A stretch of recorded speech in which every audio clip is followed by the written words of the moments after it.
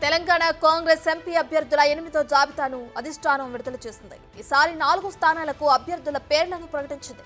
నిజామాబాద్ నుంచి జీవన్ రెడ్డి, మెదక్ నుంచి నీలం మధు, ఆదిలాబాద్ నుంచి ఆత్రం సుగుణ, భువనగిరి నుంచి చామ కిరణ్ కుమార్ రెడ్డికి సీట్లు కేటాయించింది. ఇప్పటి వరకు 13 స్థానాలకు ఎంపీ అభ్యర్థుల పేర్లు ఖరారు కాగా హైదరాబాద్, ఖమ్మం, కరీంనగర్, వరంగల్ స్థానాలను పెండింగ్లో ఉంచారు.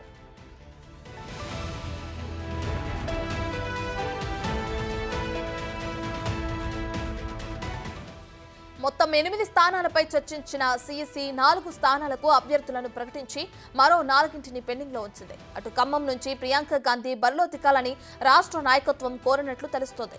ఆమె నుంచి క్లారిటీ తీసుకున్నాక ఆ స్థానంపై నిర్ణయం తీసుకునే ఛాన్స్ ఉంది. కరీంనగర్, వరంగల్ స్థానాల నుంచి పోటీ అధికంగా ఉండటంతో సర్వే నిర్వహించి నిర్ణయం తీసుకుంటారని సమాచారం. హైదరాబాద్ టికెట్ మైనారిటీ లేదా బీసీ నేతల్లో ఒకరికి త్వరలోనే ప్రకటించే అవకాశాలున్నాయి.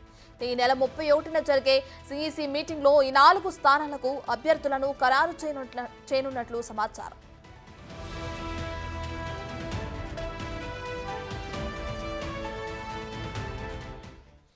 ఇదే అంశానికి సంబంధించి మరింత సమాచారాన్ని మా ప్రతినిధి శివ లైవ్ లో అందిస్తారు.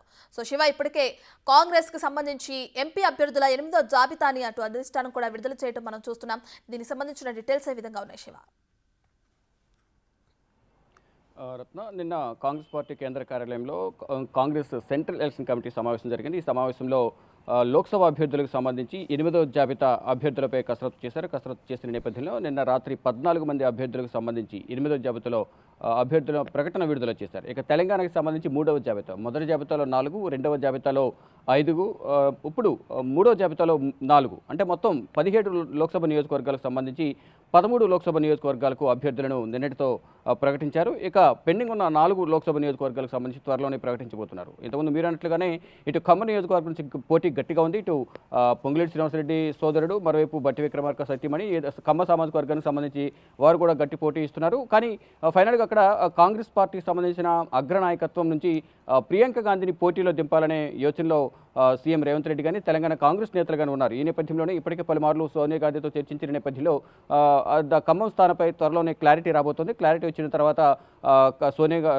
సోనియా వారసురాలిగా ప్రియాంక గాంధీ పోటీ చేస్తారా, లేదా అక్కడ గట్టి పోటీ ఉన్న నేపథ్యంలో ఎవరికి సీటు దక్కబోతుంది అనేది కూడా చూడాల్సి ఉంది. ఇక మిగిలినవి వరంగల్, కరీంనగర్, హైదరాబాద్, ఈ 3 నియోజకవర్గాలకు సంబంధించి కూడా మరొకసారి ఇంటర్నల్ సర్వే నిర్వహించిన తర్వాత 31వ తేదీన జరగబోయే సెంట్రల్ ఎలక్షన్ కమిటీ సమావేశంలో ఈ 4 స్థానాలపై కూడా ఒక నిర్ణయం తీసుకునే అవకాశం కనిపిస్తుంది. ఇక ఇప్పుడు నిన్న ప్రకటించిన 4 నియోజకవర్గాల్లో మెదక్ నీలం మధుకు కేటాయించారు. మరోవైపు అటు నిజామాబాద్ నుంచి జీవన్ రెడ్డి ప్రజెంట్ ఎమ్మెల్సీగా ఉన్నారు. గత ఎన్నికల్లో ఎమ్మెల్యేగా పోటీ చేసి ఓడిపోయారు. ఇక అదే నియోజకవర్గం నుంచి సునీల్ రెడ్డి కూడా పోటీలో ఉన్నప్పటికీ కూడా సీనియర్ కావడం, రాజకీయ అనుభవం కానీ అక్కడ బలమైన రాజకీయవేత్తగా కూడా జీవన్ రెడ్డికి పేరున్న నేపథ్యంలో జీవన్ రెడ్డికి అక్కడ టికెట్ కేటాయించారు. ఇక భువనగిరి సామ కిరణ్ కుమార్ రెడ్డికి అక్కడ టికెట్ కేటాయించారు. అక్కడ నుంచి కూడా పోటీ ఉన్నది. కానీ ఫైనల్గా సిఈసి సమావేశంలో తుది నిర్ణయం తీసుకునే నేపథ్యంలో సామ కిరణ్ కుమార్ రెడ్డి పేరును ఖరారు చేశారు. అక్కడ కోమటిరెడ్డి వెంకటరెడ్డి, రాజగోపాల్ రెడ్డి సత్యమణి కూడా పోటీలో ఉన్నారు. కానీ వారిని పక్కన పెట్టి ఇటు సామ కిరణ్ కుమార్ రెడ్డికి అధిష్టానం పట్టం కట్టింది. మొత్తంగా చూసుకుంటే మొత్తం 4 నియోజకవర్గాలకు సంబంధించి ఆదిలాబాద్ నుంచి ఆత్రం సుగుణ, ఎస్టీ సామాజిక వర్గానికి సంబంధించిన సుగుణ కూడా ఇక్కడ అవకాశం కల్పించారు. మొత్తం 4 నియోజకవర్గాలకు సంబంధించి అభ్యర్థులను ప్రకటించారు. అంటే గెలుపు లక్ష్యంగా ఈ అభ్యర్థుల ఎంపిక చేసామనేది ప్రధానంగా తెలంగాణ పీసీసీ కార్యవర్గం కానీ ఇటు తెలంగాణ సీఎం రేవంత్ రెడ్డి గారిని చెప్తున్న పరిస్థితి నెలకొంది. అంటే అధిష్టానంతో చర్చించిన తర్వాతే నిన్న జరిగిన సమావేశంలో 8 మంది అభ్యర్థులపై చర్చ జరిగినప్పటికీ కూడా 4 అభ్యర్థులను ప్రకటించారు. నిన్న సమావేశం ముగిసిన తర్వాత మరొకసారి కేసీ వేణుగోపాల్తో స్క్రీనింగ్ కమిటీ